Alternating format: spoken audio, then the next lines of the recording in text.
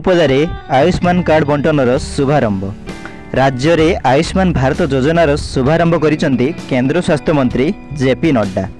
ରାଜ୍ୟର ପ୍ରାୟ 3.5 କୋଟି ଲୋକଙ୍କୁ ଦେଶର 29,000ରୁ ଊର୍ଦ୍ଧ୍ୱ ହସ୍ପିଟାଲରେ ମିଳିବ ମାଗଣା ଚିକିତ୍ସା ସୁବିଧା।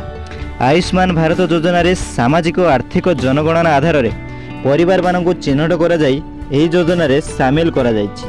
ବାଲେଶ୍ୱର ଜିଲ୍ଲା ଔପଦା ବ୍ଲକର ବିଭିନ୍ନ ସ୍ୱାସ୍ଥ୍ୟକେନ୍ଦ୍ରରେ ଆଜି ଏହାର ଶୁଭ ଉଦ୍ଘାଟନ ହୋଇ ହିତାଧିକାରୀଙ୍କୁ କାର୍ଡ ବଣ୍ଟନ କରାଯାଇଛି। ଏହି ପରିପ୍ରେକ୍ଷୀରେ ଔପଦା ପ୍ରାଥମିକ ସ୍ୱାସ୍ଥ୍ୟକେନ୍ଦ୍ର ପରିସରରେ ଆୟୋଜିତ ସଭାରେ ମୁଖ୍ୟ ଅତିଥି ଭାବରେ ନୀଳଗିରି ବିଧାୟକ Santosh Khatua, BDO Shashwati Sadwal, 1 number zone ଜିଲ୍ଲା ପରିଷଦ ସଦସ୍ୟା ମନୀଷ ସିଂ, ସିଡିପିଓ ଜୟଶ୍ରୀ ସେଠ, ଗୋଷ୍ଠୀ ସ୍ୱାସ୍ଥ୍ୟ ଅଧିକାରୀ କୈଳାସ ଚନ୍ଦ୍ର ବେହେରା, ସରପଞ୍ଚ ଦୀପ୍ତିରାଣୀ ନାୟକ, ନିତ୍ୟାନନ୍ଦ ମୁଦୁଲି, ପ୍ରାଥମିକ ସ୍ୱାସ୍ଥ୍ୟକେନ୍ଦ୍ରର ସମସ୍ତ ଅଧିକାରୀ ଓ କର୍ମଚାରୀ, ବ୍ଲକର ବିଭିନ୍ନ ବିଭାଗର ଅଧିକାରୀ, ବିଭିନ୍ନ ପଞ୍ଚାୟତରୁ ଆସିଥିବା ଆଶାକର୍ମୀ, ସିଏଚ୍ଓ ଏବଂ ଅଙ୍ଗନବାଡ଼ି କର୍ମୀ ଉପସ୍ଥିତ ରହିଥିଲେ।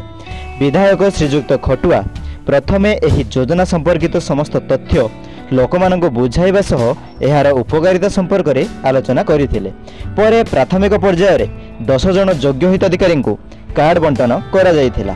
ସେହିପରି ଫତେପୁର ପ୍ରାଥମିକ ସ୍ୱାସ୍ଥ୍ୟକେନ୍ଦ୍ର ପରିସରରେ ମୁଖ୍ୟ ଅତିଥି ଭାବରେ ବ୍ଲକ ଅଧ୍ୟକ୍ଷା ବିସିବିସା ପାତ୍ର ଓ ପ୍ରାଥମିକ ସ୍ୱାସ୍ଥ୍ୟକେନ୍ଦ୍ରର ଅନ୍ୟାନ୍ୟ ଅଧିକାରୀ ଓ କର୍ମଚାରୀ ଉପସ୍ଥିତ ରହି ହିତାଧିକାରୀଙ୍କୁ କାର୍ଡ ବଣ୍ଟନ କରିଥିଲେ।